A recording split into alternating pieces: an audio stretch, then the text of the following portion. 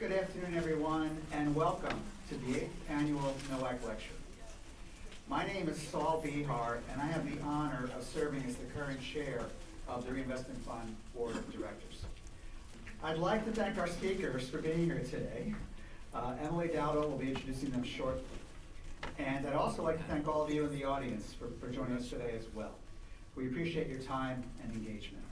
But in addition, on behalf of the RF Board, and I think on behalf of everyone in this room, I'd like to recognize and thank 3 individuals with us today who, frankly, we can't thank enough for everything they've done for RF and for the city and region and beyond, and for the CDFI industry and broader community development field as a whole. I'm going to speak briefly about each of these leaders. Please hold your applause until the end of my remarks.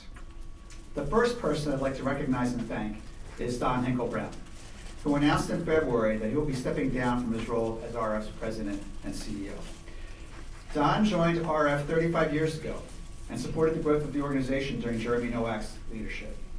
Don then assumed the role as our president and CEO in 2011, launching a period of dramatic expansion for RF and its work, including the growth of RF's assets by 245% over the last 14 years. Don championed RF obtaining and maintaining an investment grade rating from S&P, which is now a leading practice for peer CDFIs. He also drove the expansion of RF's footprint across the southeastern United States, including the opening of a second regional office for RF in Atlanta. Don's impact includes leading the organization through innovations in community finance in sectors such as fresh food, early child care, energy efficiency, affordable housing development and ownership, and HBCUs, and I could go on and on. Don has graciously agreed to continue serving as our president and CEO until a successor is appointed. The search is underway, but as you know, that successor will have a very tough act to follow. So please wish the search committee luck. The second person I'd like to recognize and thank is Sarah Burns-Stern.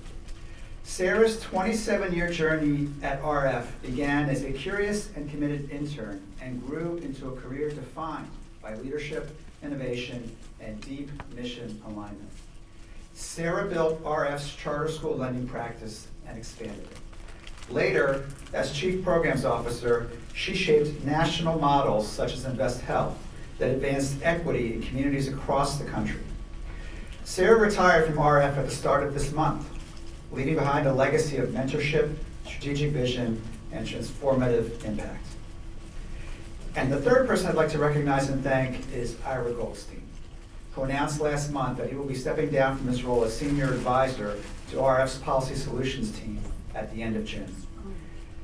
Ira has been with RF for 27 years and was the founding president of Policy Solutions in 1999. He served in that role until he shifted to the role of senior advisor in 2023. During Ira's time at RF, Policy Solutions' impact has expanded in Philadelphia and across the country, cementing the team's reputation as a trusted partner for leaders seeking data-driven expertise to invest in housing, childcare, and more. This work included the creation of the market value analysis, which has informed hundreds of millions of dollars in public investments across the nation. Ira also spearheaded research on predatory lending that helped secure legal wins for civil rights and tackle exploitation by bad actors in Baltimore and elsewhere. Today, Policy Solutions creates research tools and analytics in partnership with investors, policymakers, philanthropists, and community leaders to drive capital and resources towards equitable policies and economic development.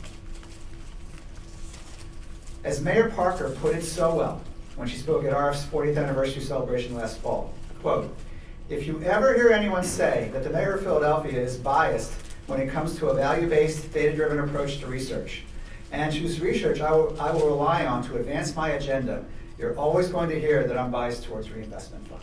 Close quote. Don, Sarah, and Ira, quite simply, RF would not be where it is today without your vision, your intelligence, your leadership, and your commitment to the organization, the people who work here, and most important, the communities we are privileged to partner with and serve. Thank you. Please join me in a round of applause for Don, Sarah, and Ira.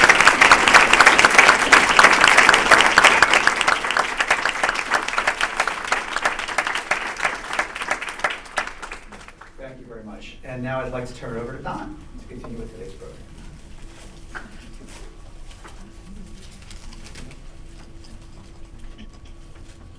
See if I can figure this out. So, 35 years, 27 years, 27 years. Please don't worry. And everybody who works for the Reinvestment Fund, please stand. There's another generation. And we are going to be just fine. Absolutely just fine. Because they all do such great work. So thank you, Saul. Good afternoon, everyone, and welcome. As you've heard, I'm Hinkle-Brown, President and CEO of the Reinvestment Fund, and it's a pleasure to welcome you to the 8th Annual Jeremy Nowak Memorial Lecture. Midday gatherings like this are especially appropriate to honor Jeremy. His early work involved near daily visits to neighborhoods, walking on the sidewalk, going into living rooms, being at community meetings at night, and often standing at the pulpit every weekend. He was pushing something, a new idea. And that was us back then, Delaware Valley Community Reinvestment Fund. Wherever people came together to solve problems, to weave social fabric, or to build power, Jeremy was there. Jeremy believed that people, when they have the tools, the relationships, and the confidence to act, that they can reshape their communities from the ground up. That belief is part of the organizing DNA that continues to influence movements across the country, and that's today's theme, organizing DNA. How neighborhood level power drives today's movements. We see echoes of his legacy today in immigrant justice efforts, in community protection networks, and in the coalitions emerging in cities across the country. These movements rely on the same principle Jeremy championed, the power of coalitions and trust-based organizing to grow stronger as more people step forward. We're fortunate to have an exceptional group of leaders here with us today who embody these ideas in their daily work. I want to thank Emily Dowdall, for president of our Policy Solutions team, for organizing this year's discussion and serving as today's mentor. I also want to thank our co-hosts at Penn IUR for their support for the lecture series over all of these years and continuing to honor Jeremy Nowak's legacy with us. Now it's my pleasure to welcome someone whose work reflects the values at the heart of this lecture, Councilmember Landau. She has been a steadfast partner in advancing fair housing, strengthening neighborhoods, and in championing the rights of immigrant communities across Philadelphia. Rue has stood with those who are too often left out of systems meant to support them, and her leadership continues to push our city forward towards greater equity and inclusion. Jeremy believed deeply in that kind of courage and commitment. Please join me in welcoming Councilmember Rue Landau.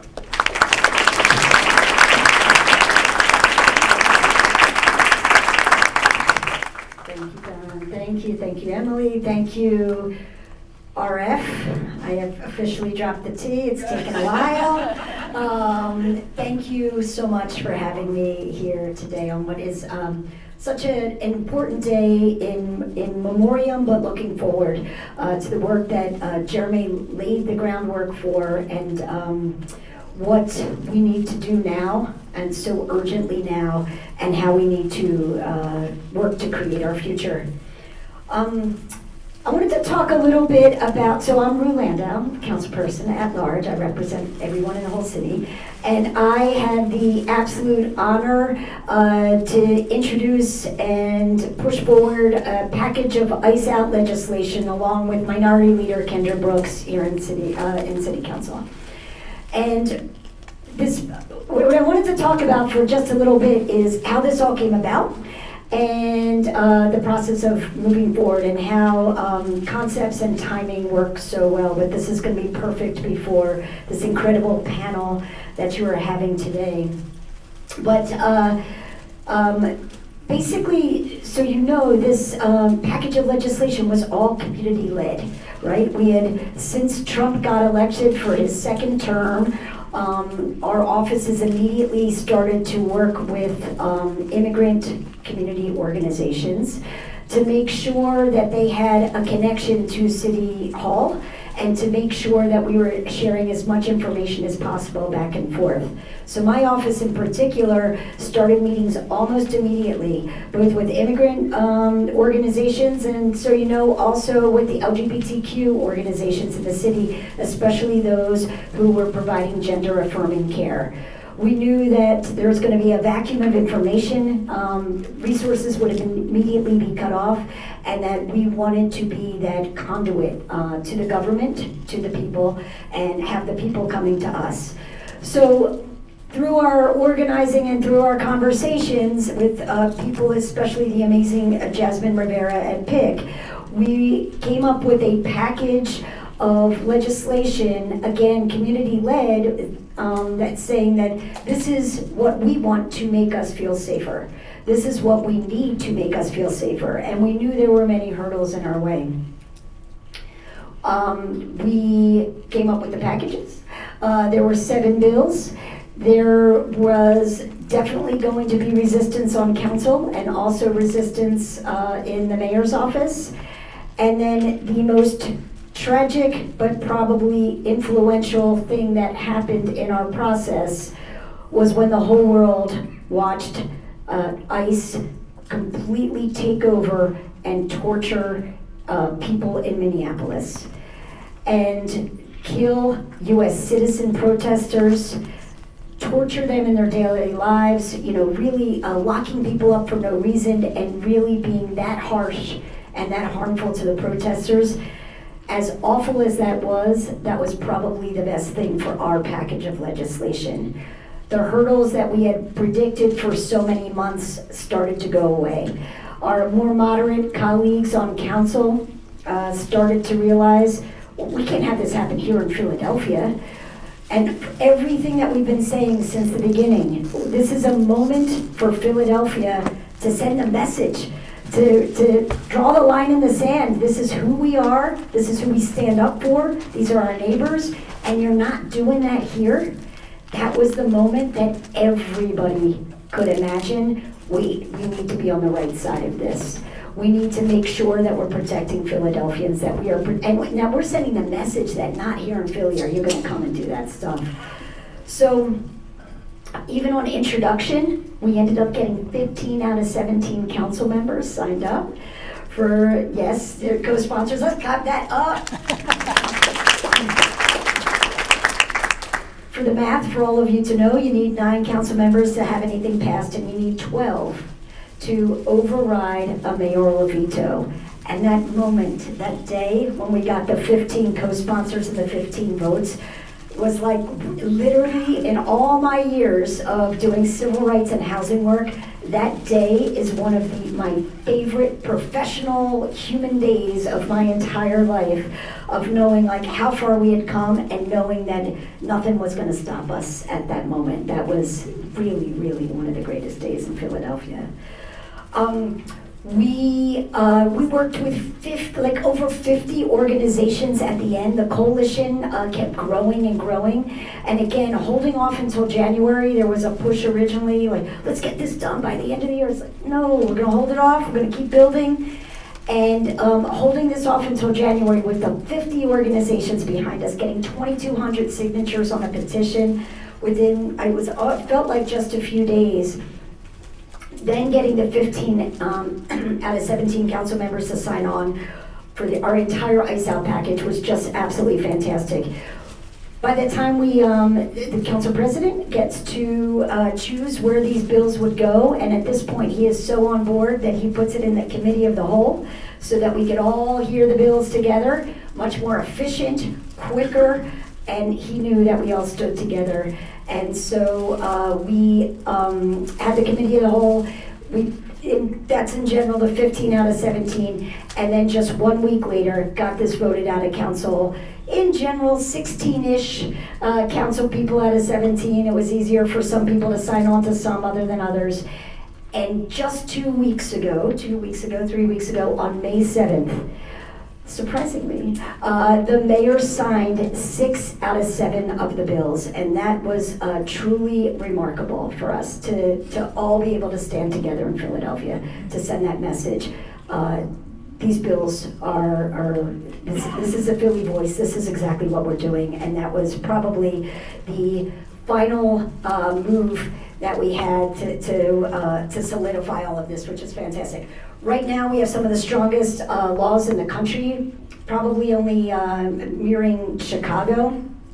People across the country are asking for our bills. We've been giving them to them for months. We are helping other people. We got help from the ACLU, from Local Progress. We are passing this along to others. And our package of bills keeps ICE out of the shadows. They can't wear masks. They have to show their IDs. They can't drive in unmarked cars. It keeps ICE out of our data. We do not want anybody, even if you get a library card in Philadelphia, we are not sharing that data with ICE. It keeps ICE out of our public spaces. We don't want you parking your cars and filling up your tear gas canisters on our property. And it also makes sure that all city services are available to everybody. And so we will not discriminate based on citizenship or immigration status. Altogether, incredible package in Philadelphia. I am so proud of all of us and everybody, our state partners who stood with us all along through this entire process to make this a reality. But we should all feel so proud of where we are right now. And you know, if they come, we're ready for them. They're already here, we know that. You'll hear more about that. But if they come in droves, we're ready for them, and we are ready for them even now.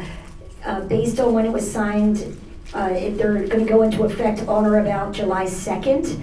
So if he brings a military parade on July 4th, we will absolutely be ready for that as well. Thank you so much. Thanks for being a part of this, and thank you for all of the incredible work that you guys do.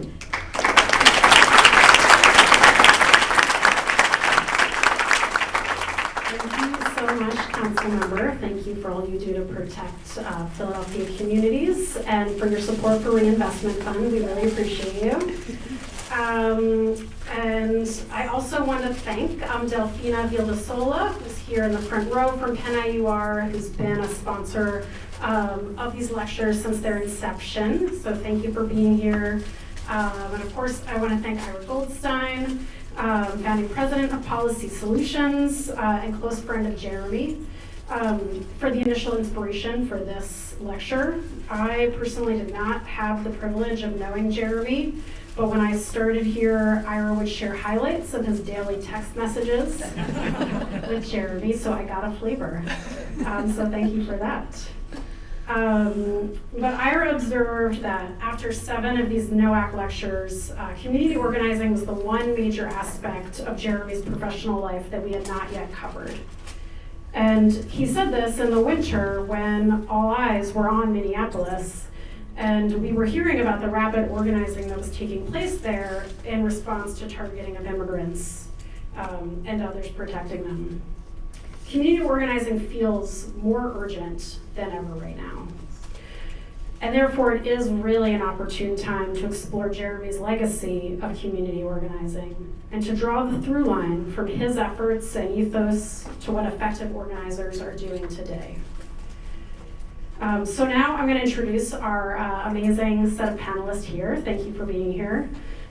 So Dan Betancourt is the president and CEO of Finanta, formerly known as Community First Fund, a high-impact, nationally recognized community financial institution that advances economic opportunity. Under his leadership, Finanta has grown to manage over $250 million in capital to support small businesses, affordable housing, and community development. Dan is on multiple boards, including the Pennsylvania CDFI network and Reinvestment Fund's own Community Advisory Board. Jasmine Rivera is the Executive Director of the Pennsylvania Immigration Coalition. PIC is a diverse coalition of over 60 member organizations and hundreds of individual supporters. And PIC plays a unique role in bringing together organizations and individuals across different ethnicities, immigration statuses, faiths, and other backgrounds to work collectively on immigrant rights here in Pennsylvania. She has been community organizing and campaign coordinating in the Philadelphia region since 2009, working on such campaigns as the Philadelphia Paid Sick Leave Bill, sanctuary city policies, and the Berks County Detention Center closure. Senator Nikhil Saval represents Pennsylvania's first senatorial district that we are currently sitting in, and includes some other Philadelphia neighborhoods as well. And Senator Saul's commitment to justice for working people and his skill at coalition building carried him from his roots as a labor organizer, you'll notice we have a theme, to the Pennsylvania General Assembly, where he currently serves as Democratic chair of the Senate's Urban Affairs and Housing Committee, as well as chair of the Senate's Philadelphia delegation. He has also supported ISAP trainings across the city. Martin Trimble, last but definitely not least, is the National Co-Director of the Industrial Areas Foundation, where he is responsible for IAF's organizing east of the Mississippi River. And IAF teaches ordinary citizens across political, racial, ethnic, and income divides to build broad-based, nonpartisan citizen power organizations that achieve large-scale change, like securing the first universal health care law in a U.S. state, winning the first living wage laws in the U.S., and building more than 6,000 homes for first-time homeowners.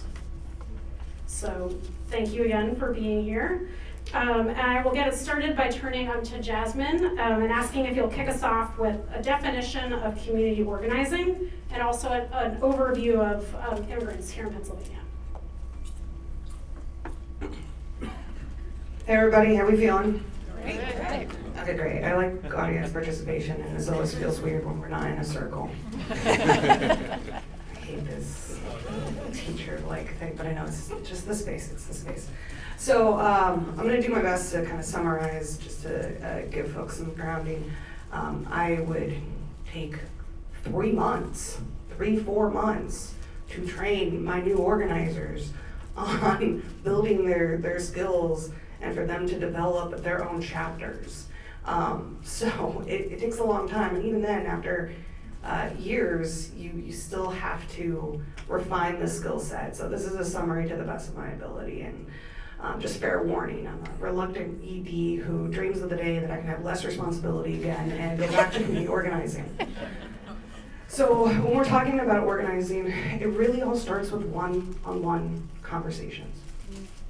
And specifically, one-on-one conversations with people who are not already in the movement, for people who are not already following politics. I'm gonna use the word politics because that's what people use. Anything related to government or civics or voting and da-da-ba-ba-ba, they usually refer, that's politics, that's dirty and I don't want anything to do with it. But everything is politics. But really everything is relationships. Everything comes down to relationships. The whole world, us as human beings, it all is about relationships. And sometimes relationships can be transactional, right? And sometimes relationships can be genuine. That's what moves this world, because that's who we are as human beings, and that is the foundation of organizing, right? These one-on-one conversations that are geared towards actually listening and hearing from community members, particularly for me, right? Communities that don't often get asked, what do they want? What do they like to see change? Right? The folks who have always either been talked at or completely ignored and absolutely positively oppressed. Right? So it starts with those one-on-one conversations, and then it's about constantly inviting people. Oftentimes we say recruitment. Right? If you're not recruiting, right? If you're not constantly recruiting into your movement, then your movement is dying. Right? And what that really is inviting people into the spaces that we're creating and inviting them to take action and inviting them to speak on their own behalf. Right? So whether that's inviting someone to become a member, right? I used to sign up folks and they were literally dues paying members. They were paying $10 a month. Or inviting them to a comité meeting, right, which is a chapter meeting, or inviting them to a community town hall about an issue that in fact impacts their community, or inviting them to a training that we're running, or come talk to your local politician, right? It's constantly inviting folks, and then creating these spaces where people who are given the information so that they can make decisions on their own, on what's best for their community, right? Here you go. I'm hearing you want to tear down a house that burnt down 7 years ago, and now there's a family of raccoons making a home in it, and it's next to an in-home daycare. That's a real example, by the way, y'all. I'm not making that up. That was when we were building a chapter in Germantown. It's like, okay, here's the problem. Let me see you. Oh, we can go to L&I. We can do da-da-da-da-da. What do folks want to do? Right? And giving the power to my members to decide, hey, we want to take this approach. Oftentimes, in the beginning, you kind of give ideas so they can just figure out what makes the most sense. But what we did in that situation was a neighborhood that had a lot of different issues, not just this burnt down house with the family raccoons. Which always reminds me of the time I was doing a one-on-one conversation on someone's porch and a raccoon jumped on the porch. And so she screamed and ran in, and I was about to sign her up to be a member. I was so mad. Constant theme in organizing in Philly. But what they decided to do is they did a tour. And it was my members who were telling both the press, L&I, and their city councilwoman, here's what's been going on our block for years. We called the city, no one's come out. Why did we have to get the press out for y'all to finally pay attention? Notice how it was my members speaking and not me. Because people have their own voices. Anytime I hear your vote is your voice, gag me. I hate that term so much. Yeah. Because young people who are not 18 yet are powerful. Immigrants who aren't citizens yet are powerful. We passed the ICE out package that was overwhelmingly immigrants who showed up and told their stories. And originally, when we passed the executive order to end ICE holds in Philadelphia, that was overwhelmingly undocumented people who got Nutter to pass. Nutter! We all remember Nutter, to pass that executive order. So when folks tell me, oh, I gotta be the voice for the voiceless, your vote is your voice, that's, sorry y'all, bullshit. That's bullshit. People have their own voices. And particularly the people in my community, they know how to talk for themselves. Mm-hmm. You don't gotta worry about my mama telling you what she wants to see done about immigration, right? Folks in my community know what they want. Folks in every community know what they want, because the people closest to the problem are the folks who actually know what the solution is, right? And eventually, the goal is that we organize ourselves out of a job. So that now I'm no longer the one setting the agenda for the chapter meeting.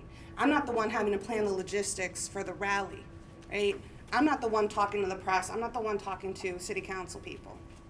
That's people in the community who know the change they need and now have created their own political analysis and have learned civics.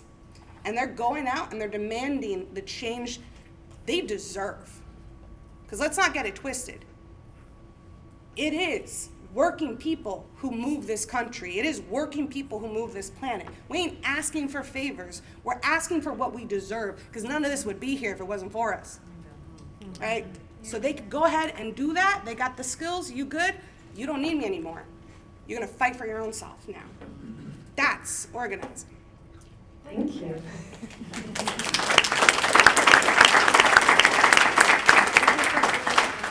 I realized I think only one of them looks at once.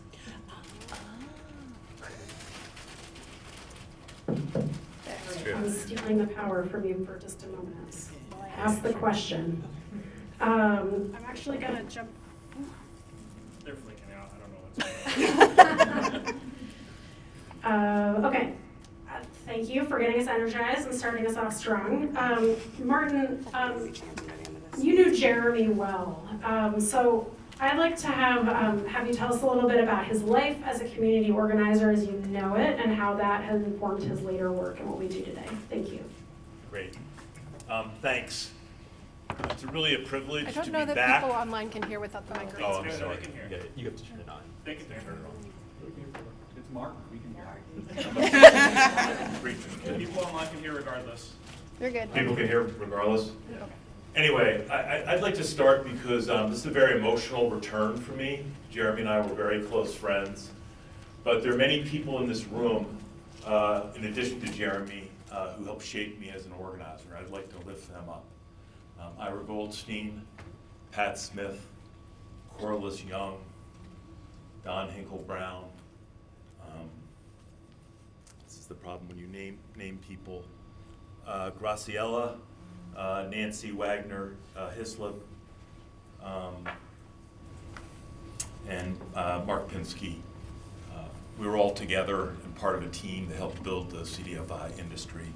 And if I have one regret, is that when I joined the IAF, I had to leave Philly to learn how to be a power organizer. You can't organize in your hometown.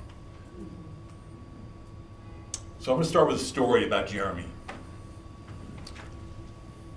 I said I wanted to learn about community development finance and lending.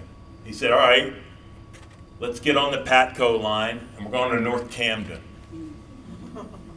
We got off and we didn't know which way to go because there was no street signs.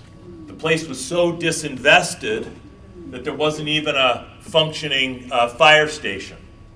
But there was a man and an institution, Louis Galendez, which was one of the first borrowers, as I remember, from the Reinvestment Fund. And Jeremy knew how to get there.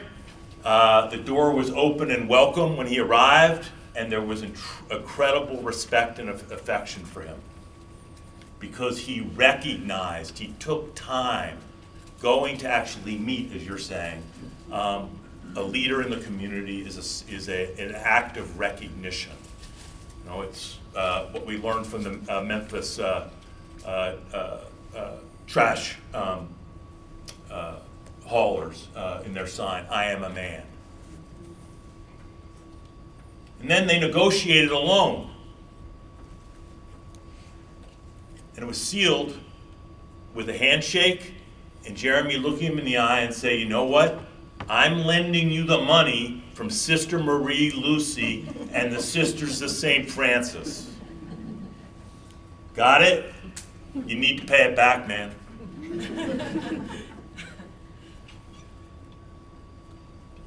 So Jeremy taught me about relational organizing. How to identify talent, how to relate to talent, how to hold talent accountable.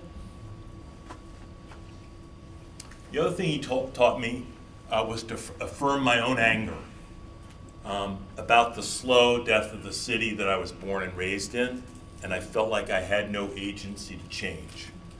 I lived at the edge of the demilitarized zone.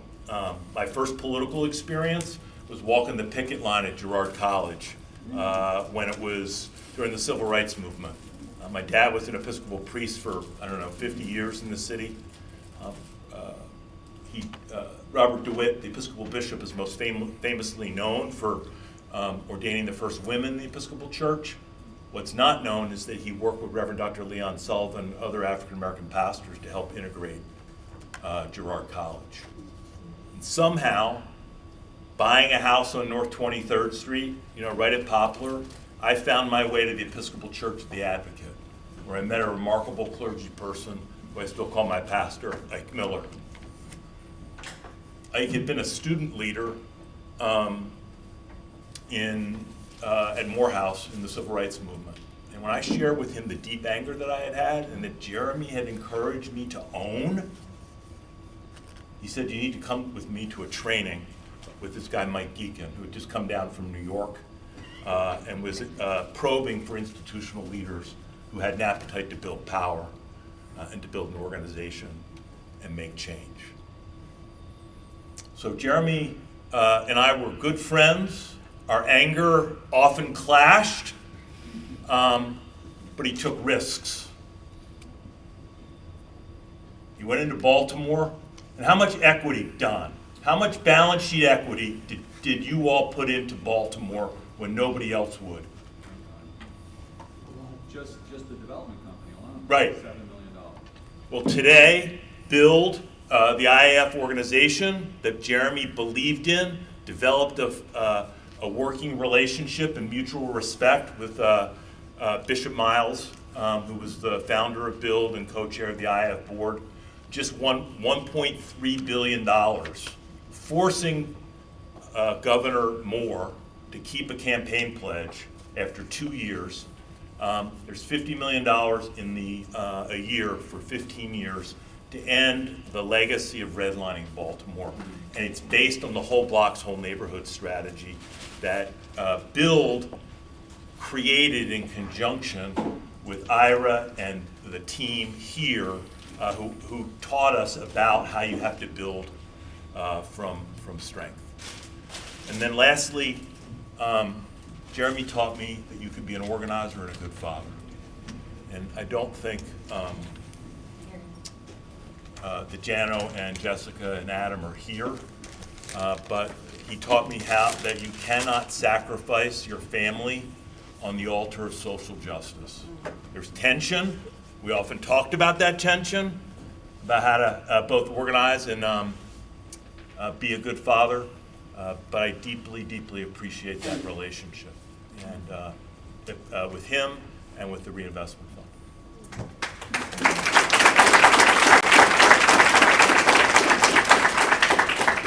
Thank you. Dan, you also knew Jeremy, and of course you run a highly impactful CDFI. Can you give us your take on Jeremy's influence on CDFIs in terms of his organizing DNA? Thank you. So first, I think, and I've been CEO for Finanta for over 20 years, and so we, our tenure did overlap, and there was nothing, when we were a small CDFI, the Reinvestment Fund was very helpful to us. But what I think Jeremy's contribution, of course, I just have to shout out to Don, there was nothing that we asked you or Jeremy that you ever said no to. We are who we are today because of your contribution, Don and Jeremy, so thank you for that. I think his civil rights, grassroots organizing, but his view on civil rights really was the architect of the CDFI industry. And when we mentioned some of the names you mentioned, yourself, Jeremy, Mark Pinsky, and many people, they saw, many people think CDFIs are banks, and we are. But at our core, we are civil rights organizations. And I think what Jeremy and people, and others like him, understood three things. One is that, the legacy of Mahatma Gandhi and Martin Luther King, that whole civil rights movement, civil disobedience and nonviolence had to come into the CDFI world. So that foundation was extremely important. The other thing is that the balancing community trust and organizing was very important. I tell the staff, and I'm a son of a preacher as well, so I don't quote scripture, but I do say, our clients, our community, they're the salt of the earth. Amen. And I repeatedly say that because I never want to forget what the North Star is, ever. I could sit here and say I run a large organization, $250 million organization. None of that matters if we get that wrong. None of it.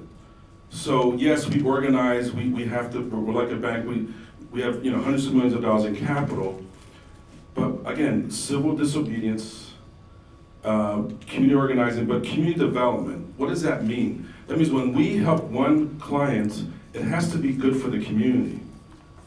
And so there is an accountability. We can't just go out and finance something, a project's gonna hurt other community members.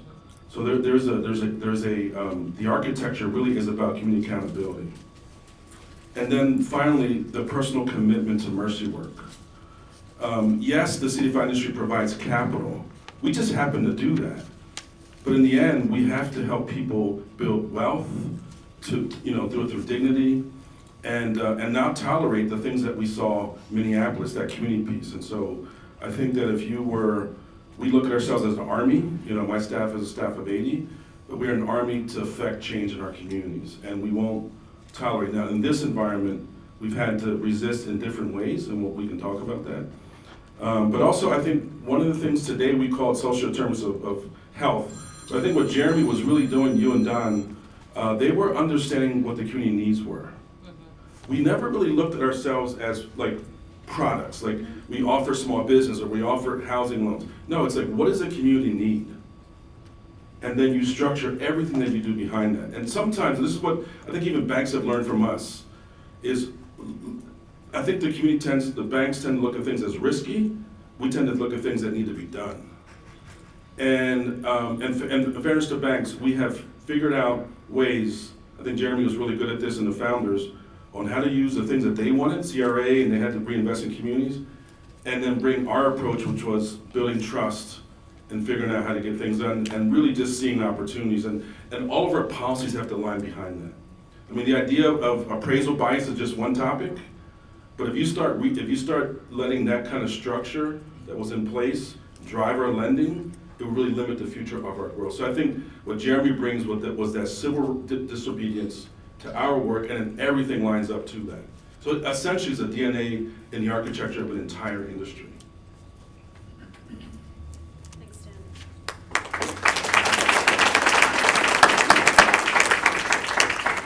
All right, Senator Saul,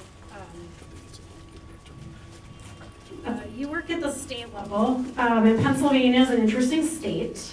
How do you bring your grassroots organizing experience to your work in Harrisburg? Thank you, Emily. It's such an honor to be here with such incredible organizers and minds, and along with my colleague in city government, Landau. So Pennsylvania is an interesting Commonwealth. I think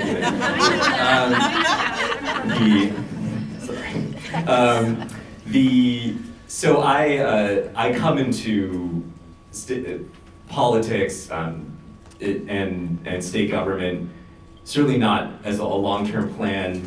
My background, at least professionally, is I had a PhD in English. I was a writer. I edited a literary magazine. All prerequisites, as you know, for being in the state senate. And so, but truthfully, I understood when I ran for office that I was entering a kind of mode or attempting to create or be part of a model.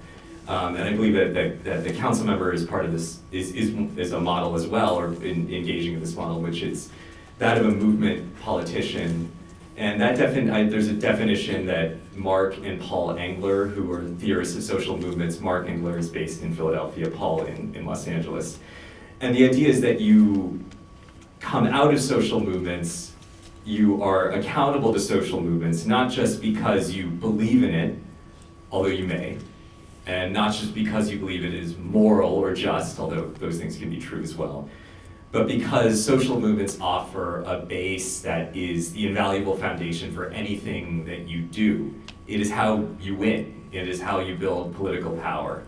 And so the two movements I think that I come out of are one, the what can be broadly called the progressive movement in politics, which for me was what was foundational was the Bernie Sanders campaign in 2016. Out of that, the resistance to the first presidency of Donald Trump, and then the 2020 Sanders campaign. And late in the primary, when I was running, there was vigor added by the massive uprising in response to the murder of George Floyd. And then personally, labor organizing, and in particular the Union Unite Here, which in Philadelphia represents hospitality workers in hotels, the airport, and the stadiums, as well as Local 634, which represents cafeteria workers and student climate staff. And so movement politicians, in my view and in the view of people who study this, you can structure your work and your office as an extension of movements in order to strategize around campaigns and collective bargaining. We actually hired, when I came into office, 2 organizers, community organizers. I myself am trained in a Linskyite tradition. I came out of People's Action, but we hired 2 movement organizers, a labor organizer and someone who came out of environmental organizing, specifically to work with movement organizations and have them be part of everything that we did. And I think an example of something like this is a piece of legislation that we got passed when I was in my second year in office, called the Whole Home Repairs Program. Which is a statewide program designed to provide grants for low-income homeowners and tenants across the Commonwealth of Pennsylvania. And it is operative. It's repaired over several thousand homes in everywhere in the Commonwealth. But before it was introduced, we knew that their low-income homeowners don't have a lobby, they don't have an interest group, there's no organization fundamentally that is fighting on their behalf in the way that there might be for even affordable housing developers or the like. And so we had to, the buy-in of people who were impacted, who might be impacted by the legislation that we were drafting, was essential. And that buy-in included actual drafting of the legislation. So countless meetings with impacted people in Allentown, Reading, Lancaster, Philadelphia, Pittsburgh, across the Commonwealth, rallying with the same people who helped us write the legislation, ultimately created legislation that would work for people who themselves, again, would be most impacted. So it was one of the ways that we were able to overcome, a relatively hostile environment, a Republican majority Senate, a Republican majority House at the time, and then achieve a program that was essentially the first of its kind, and now it's being replicated all over the country. So. Thank you. And a follow-up actually for you, Senator. So you mentioned the Whole Homes Repair Bill, which is a really fantastic bill, so we can have another round of applause for that. To do that, you also had to get the buy-in of rural folks, and in fact, people across the Commonwealth are struggling with aging homes that need a lot of repairs. So you ended up finding a co-sponsor from a rural Pennsylvania district, right? Yes, and so are there similar opportunities to find common ground around protecting immigrants' rights? Yes. Yes. Yeah, I believe so. I believe so, and I mean, Jasmine, you would have, and lots of people would have lots of answers to this, but one, want to very much applaud the work of my colleague, Councilmember Landau, all the organizations that helped put together the ISAP package here in Philadelphia. It's such an extraordinary achievement. So a lot of the work that we have done around immigrant rights in the Commonwealth has been of a similar kind. Legislation to ban masks on law enforcement entirely, to end collaboration with ICE across the Commonwealth, allow residents to sue for federal abuses of power, keep ICE out of elections, outside of polling places, a number of different initiatives of that kind that comprise a kind of statewide ICE out package. Have also worked with those colleagues to do bystander trainings. But the thing that we should keep in mind is that we should not just think of immigration, of immigrants, as only being in urban areas. Immigrants are everywhere, right? Are everywhere across the Commonwealth of Pennsylvania, are part and parcel of everyone's lives. And that is true from the farms of Kennett Square to Charleroi in Western Pennsylvania to Central Pennsylvania, immigrants from Central America and Mexico, from Palestine and Somalia, from Nepalese refugees in Central Pennsylvania, Haitians in Western Pennsylvania, Syrians in the Lehigh Valley and in Erie. I mean, it is, and communities recognize that, right? Communities recognize that, and communities are overwhelmingly hostile to what ICE has done and is doing, in part because they recognize what it is doing to their neighbors, right? They recognize what it is doing to their neighbors, and they also recognize, and this is another part of this, what is being taken from them and from all of us in order to fund this supercharged terror. I mean, I will, without reservation, call a jobs program for fascists. I mean, it is really, it's not popular, right? And it's understood because our healthcare has been cut. Our billionaires are being allowed to build data centers left and right that they oppose. And for what, right? For what? To target their neighbors, to target people that are building businesses and homes in their communities. So, to that end, I think there's a lot of common ground, and we, of course, are overcoming massive amounts of disinformation, a built-in kind of quasi-common sense that was engineered in previous years that there was hostility. But I think we're at a point where we can erode that and find common ground because people see what's happening. Can I add on to that? Because I have some numbers. Yeah, 100% to all of that, and because I'm a nerd, I have some numbers prepared for folks. First, I want to start off with 170 billion. Because that's the number of our federal tax dollars that's being spent on ICE, on Border Patrol, on pulling our other federal agents off their actual jobs to hunt down people who look like me, for detention centers, for deportations. 170 billion of our tax dollars. And quite literally, we're looking at billions that are going to be cut from SNAP and Medicaid for the next few years. So I like to ask this question to everyone, every crowd I talk to now. Shout out your thoughts. What could we be spending $170 billion on instead? Family engagement centers. Philly schools. Oh my God, I heard a lot of really great answers. Like education, housing, and healthcare. It's almost like we have multiple crises that we're facing in this country around education, healthcare, and housing, in addition to infrastructure, in addition to childcare, in addition to the widening gap of wealth. This is what everyone wants. When I first started at PIC, I did a survey of our member organizations, because that's who I am. I ask a lot of questions and I will never apologize. I will just constantly ask our members questions over and over again because I want to make sure that we are rooted in what they want. I ask them very point blank, what are you hearing from your base? Whether that's your clients, because we have a lot of social service agencies and legal service providers, or your members, because we also have base building organizations who are doing community organizing. What are you hearing?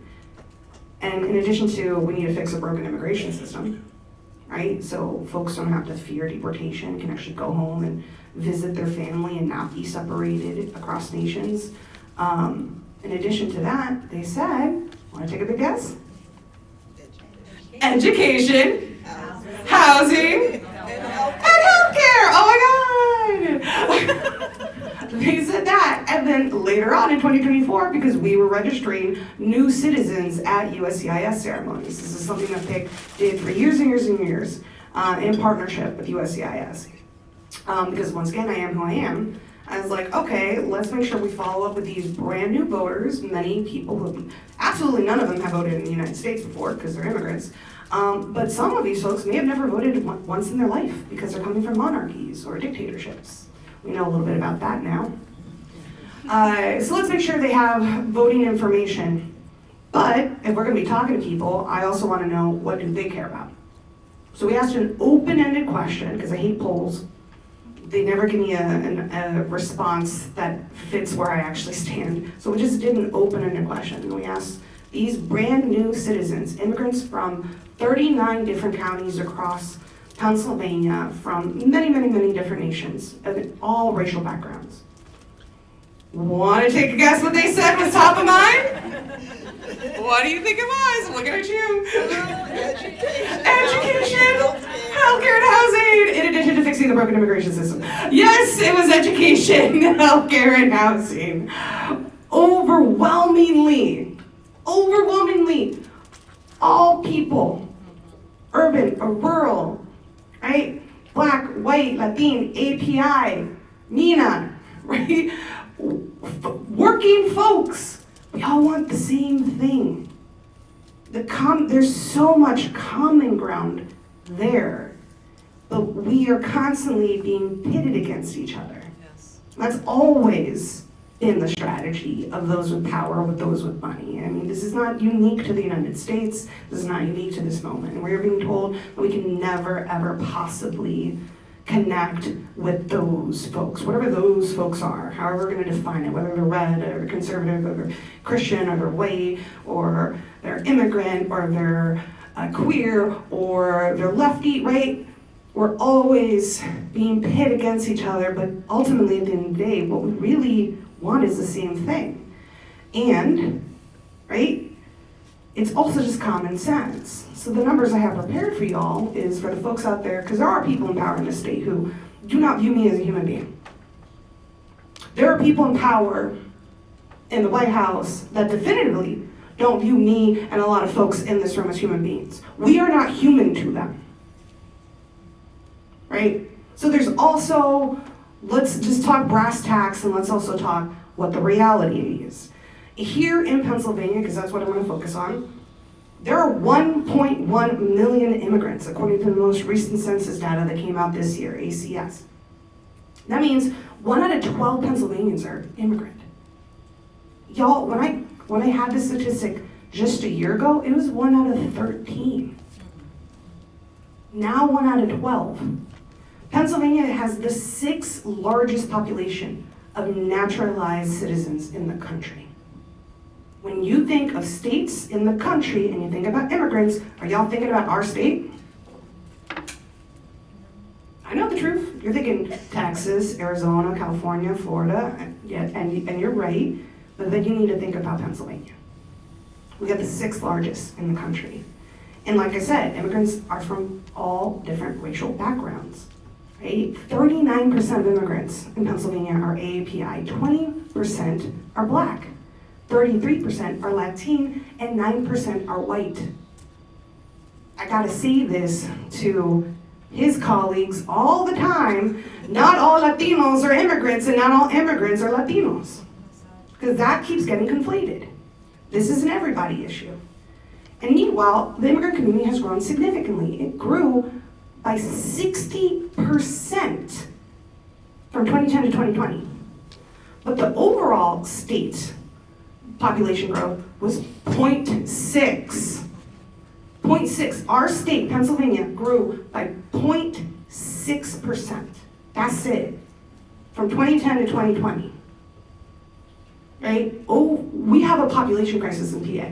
And we also are older than on average at the national level. Like this state is aging. We have a labor shortage. And that was the truth before the second Trump administration. That was already our reality, and this is decades in the making. So I say all of this because this has wide-ranging impact, and this is what I'm talking about, the brass tacks, right? There are people out there who are not going to see me as a human, and they're not going to meet me in the values, but the reality is because of this population loss, we lost a congressional district in the last redistricting process. But if it wasn't for immigrants, we would have lost 2. We would have lost 2 congressional districts if it wasn't for immigrants. So I hope everyone finds an immigrant today and you say thank you. But then when we have a population cliff, no, it's okay. When we have a population cliff and we have labor shortages, there's a ripple effect. And I know you are feeling it right now, like you're feeling it, like I'm feeling it, right? It gets harder to get services because you don't have enough workers in certain industries. It should not take me 5 months to meet my primary care physician, but it is. It should not take 5 months for me to just get a wellness check for my daughter, for her pediatrician, but it is. Right? It affects the prices of our groceries, right? More inflation. It also affects our tax base. When you got less people paying local taxes, now we have to balance these local budgets and it gets harder and harder, and then prices rise, our public services get cut back further, right? It is a spiral down. And I bring all of this up not to reduce people just to their labor and their ability to provide work. I bring this up because we are interdependent on each other. We need each other. We cannot move forward as a state and we cannot move forward as a country without each other. And that future includes immigrants, and that future includes people of all different backgrounds and colors. But that's not what this White House wants. And if we let that continue to happen, none of us will have a future. And that's the truth. Thank you. Thank you.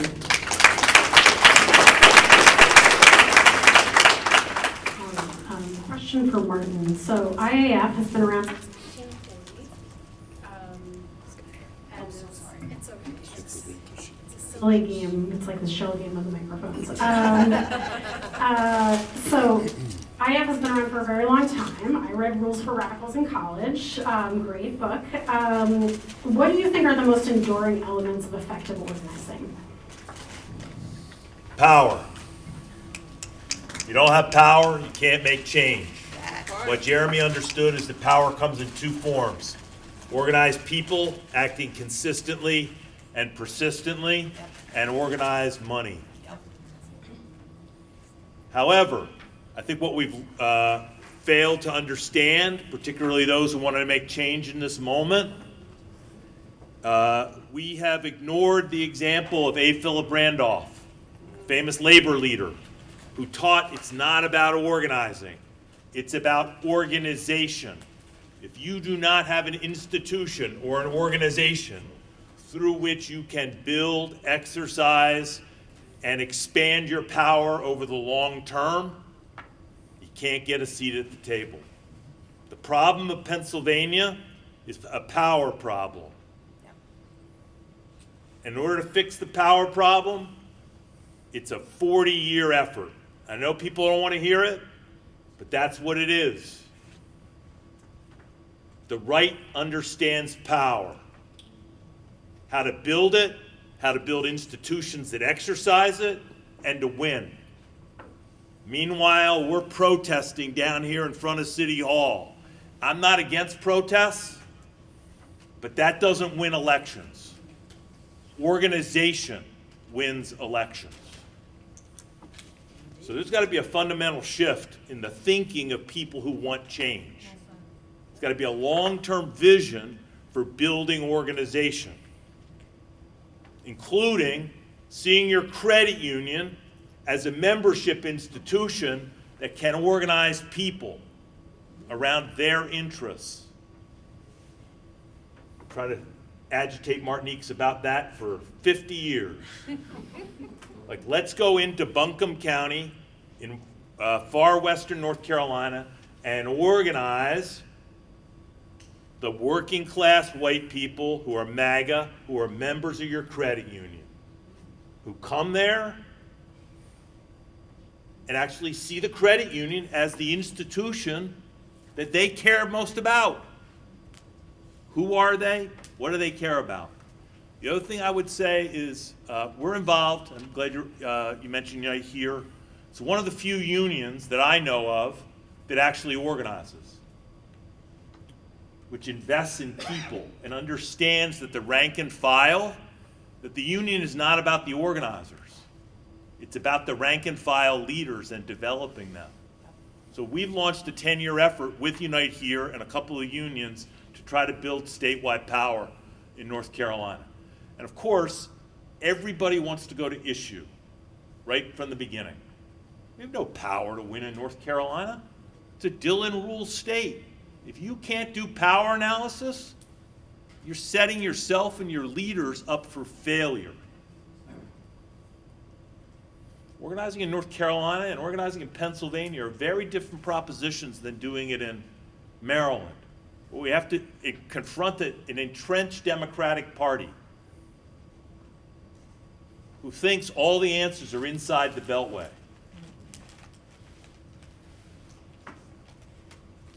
Don't listen to ordinary people about their health care, about their need for affordable housing, about the affordability of electricity. I know the person who actually designed the green, whatever it is, what was that green initiative that just got canceled?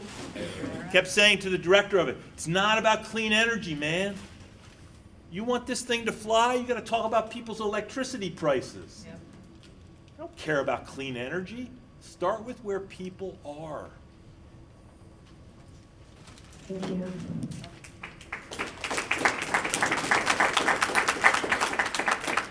All right.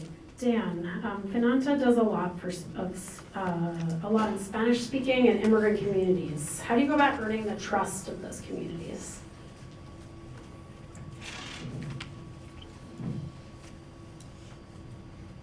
First of all, you don't ask immigrants questions that they're unable to answer.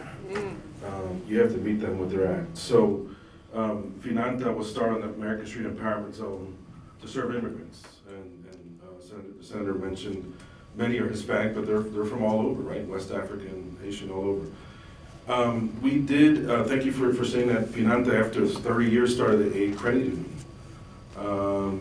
Just recently, our first branch is on Aramingo. And so it was opened up in December, and altogether we have about 2,000 members in a very short period of time, and 70% of them are immigrants. Most have never had a bank account, either in their country, because in some developing countries you have to have money to open up an account. And I think ultimately you have to build trust and educate. Again, remember I kept saying our job is not products. Our job, sure, we got a credit union license from the national regulator, but we have to work with immigrant serving organizations, and we have to build trust with our partners. And ultimately, we have to hire people that look like the kind of clients that we're trying to serve. People like you, people like me that speak Spanish, and speak different languages. And so, and then also all the initiatives that the city council and the state's doing on the ICE training. We want to make sure our employees understand their rights and our community understands its rights. It's very unfortunate that we have to confront that, but that's the way it is. And then really building good partnerships with the consulates that are around, the Mexican consulate and all the other ones who are trying to work with the undocumented. I hate using all the other words that are out there. The idea that I was saying earlier is what are the needs of the community? Listening to the community is so important. One of the things that Philadelphia has, it's very blessed with all these chefs, all the restaurants we go to. Do you know where they're mostly from? One city in Mexico, Puebla. And you know Puebla, right? Because that's South Philly, that's where many live. And we found that all of these chefs were earning pretty good money, but couldn't buy a home. And this is before the credit union. For the past 10 years, we've been quietly doing mortgages for what you call I-10 borrowers, people that are paying taxes. This is a myth in America.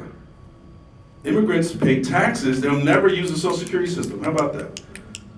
And the city of Philadelphia, the population grew because of why? Pew proved it, right? 2018 and again, 25, the population stopped declining, started leveled off and increased because of immigrants. If your eyes will lie to you. You think it's gentrification. You can drive around Philadelphia, see development, and assume that the population grew because of folks moving in. No, they grew because of immigrants. And so, all that to say is we have to listen to the immigrant community and align everything that we do with them. And ultimately, if we don't have their trust, they won't come in. Initially, when ICE was out, they didn't want to come in with mortgage applications. They didn't want us to come in, so we had to go to them.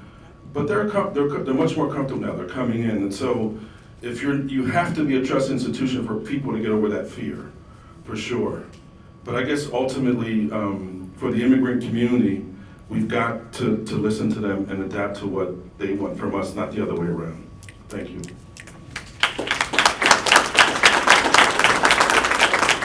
Thank you. All right. I do want to save some time for questions from the audience. But if you would all indulge me, and I want to do a lightning round of asking of the audience what you would like them to do for community power for immigrants' rights. Yes. All right. Am I going first?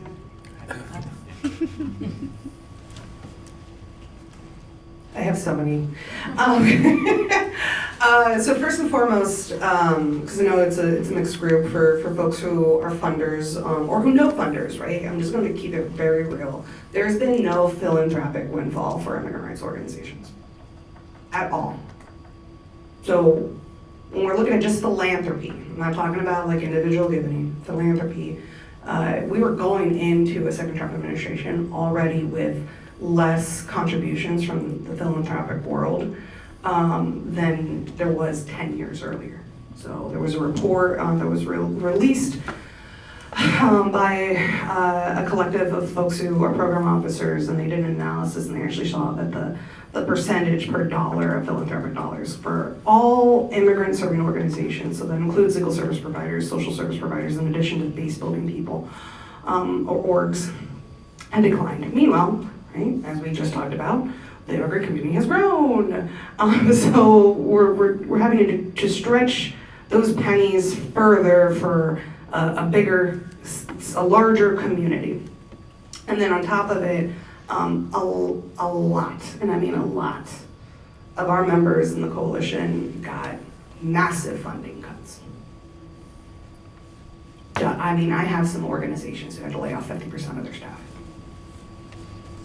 So we are doing this work. And by the way, we're also winning. Like, despite all of this, in just a year and a half, we have passed 15 laws at the municipal and the county level to ensure that there is no collaboration with ICE.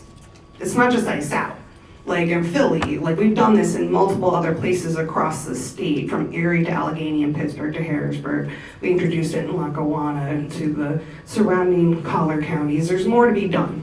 So despite all of this, we're doing what we always do as an immigrant rights movement. We're making something out of nothing. I'm pretty used to just doing things unfunded. That's like my career trajectory. And so for the funders in the room, or the folks who are funder adjacent, right, lifting up to philanthropy the need to really prioritize this right now, because straight up, we are living in an authoritative government that is dismantling democracy in front of our eyes, and it's being test piloted on the immigrant community. And it won't stop with immigrants. And particularly for the leaders in my coalition, many of whom are refugees, folks who lived in refugee camps for 10, 15, 20 years before they finally were able to come here, they fled this already. You know how many folks have been triggered? Because I've been told, Jazz, it wasn't supposed to happen here. I came here because it wasn't supposed to happen here. They've lived this already. So that's my first request. The second one is what was already brought up. I implore that everyone here has policies and protocols in your employee handbook and your operations manual on what to do if ICE shows up to your place of work. Are all your employees trained? Do they know what to do? Do they know their rights? Because it's more than just rights, it's also action. Right? And particularly for folks who are serving immigrant communities or any community, right? It's important that your staff know what to do, because it's not just about keeping the staff safe, it's also about keeping those they are serving safe. And if folks are like, where do I even begin? Guess what? I have a training. And we have a sample policy. So if anyone wants to make sure to establish that in your nonprofit, in your foundation, what have you, in your business, we're more than happy to run that training for y'all. So you can put that and have that implemented. And the biggest thing I would say is you have to practice that protocol like you do a fire drill. Because ICE lies. ICE is scary. ICE is intimidating. Right? These are the same motherfuckers who have put a gun in a kid's face in Montgomery County just a few months ago. I'm gonna repeat that. They put guns in babies' faces while their mother was kept outside by the local police. So remember who we're up against, right? ICE is better funded than most nations' armies. The final thing I'll say is the advocacy side of things. There's still a lot of work to be done here locally, and I truly believe that we can win on the local fight, and I have colleagues all over the state who are doing this locally. That's actually how you move the needle on the national, right? You gotta have the groundswell at the local level to push back at the national. And here in Pennsylvania, our governor has a lot to do that he hasn't done when it comes to immigrant rights. Our governor needs to stop collaborating with ICE, because our state is in fact collaborating with ICE. Maybe not as bad as some southern states, but we are. He needs to expand protections to immigrant communities. This has all been information we provided multiple times. And now most recently, we need him to shut down a child detention center. Abraxas Academy in Morgantown, Pennsylvania is now holding unaccompanied minors. This is a facility which should have been shut down a long time ago because it has years of physical and sexual abuse against kids who have gone through the juvenile detention system. But now, most recently, they're using a portion of that space for unaccompanied minors. And ORR, the Office of Refugee Resettlement, is finding every excuse to not have these kids released to their relatives because they want to hold on to them until they turn 18 so they can then move them to Moshannon, the largest detention center in the northeast region of the country, which right here in Pennsylvania. And this is already happening. Like, this isn't theoretical. There's already been kids who have turned 18 and on their birthday they were sent to Moshannon. But Shapiro could issue an emergency removal order and have this facility stop holding these kids. And obviously we are gonna fight for what is needed, and that's release. That these kids are released to their families. So, I call on everyone here, because you are all representing institutions, to send a letter to your governor. He's your governor too, right? He needs to hear from as many people as possible, including the associations and the nonprofits and the CDIs, that you need to end collaboration with ICE, you need to expand protections to immigrant communities, and you need to shut down this detention center that's now in our state for children. I already have a letter template. You can email me afterwards. I'll send it your way. You just need to pop it on your letterhead, and I have the emails for exactly who you need to send it to. But you better believe we're not going to stop until Abraxas and every other detention center shut down and our people are free. Thank you.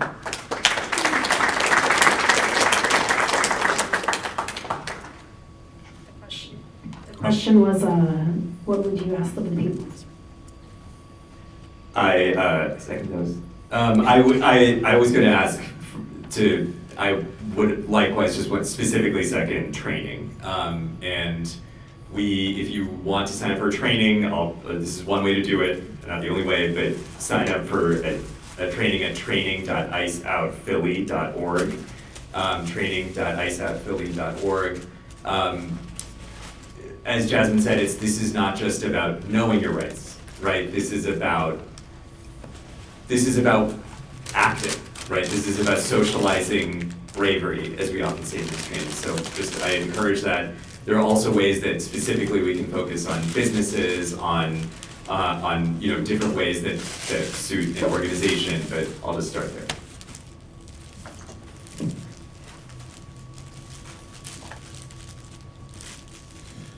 Well, first, for bragging rights, I would love you to open up an account at our immigrant serving credit union.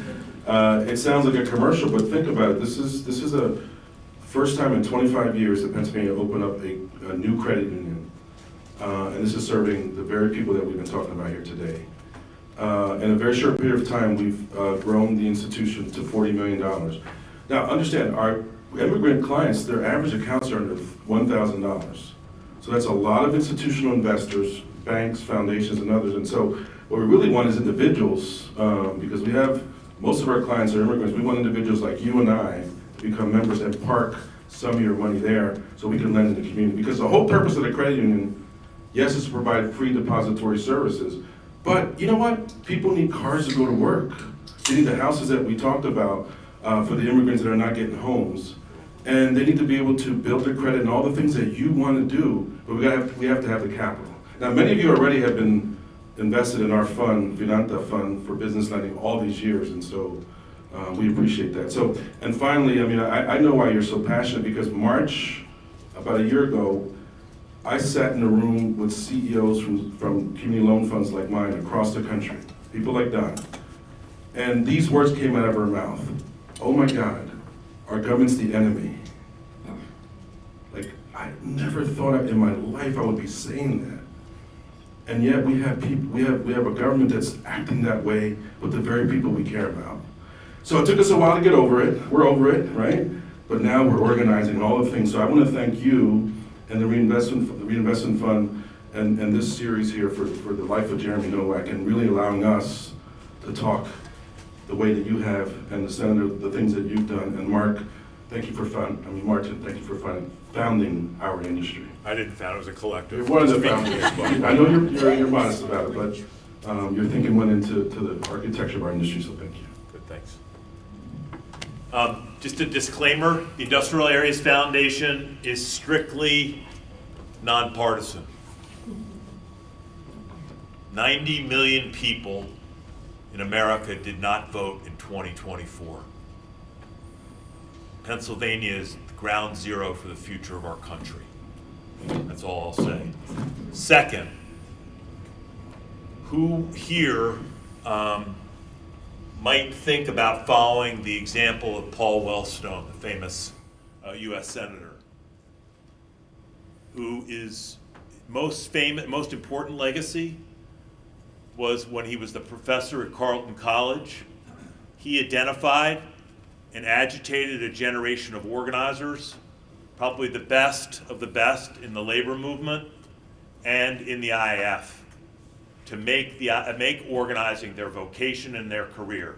Now, it's something you do for 2 years, you put on your resume, no disrespect intended, but that actually you can do this work long term.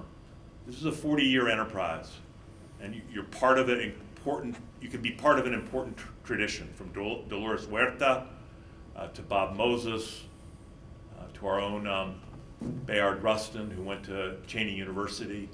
If you haven't read his essay, From Protest to Politics, it's very apropos in this moment.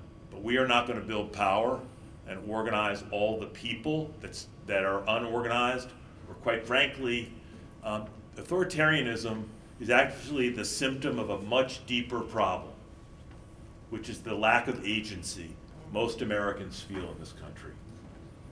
And they need an organization through which to build, exercise, and actually feel like they have power, and actually do have power to change their communities for the better for their families. So identify organizers. We got a lot of opportunity to train and develop organizers and to deploy them in very good organizing work. And Scott Cooper, the International Director of Unite Here's organizing, who's an IAF graduate, also has lots of opportunity to organize.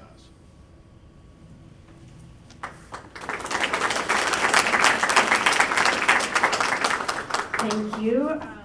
I think we could go all day, but we are about at time. So I'm going to close this up. First, though, I want to thank everyone in the Reinvestment Fund staff who helped put this together.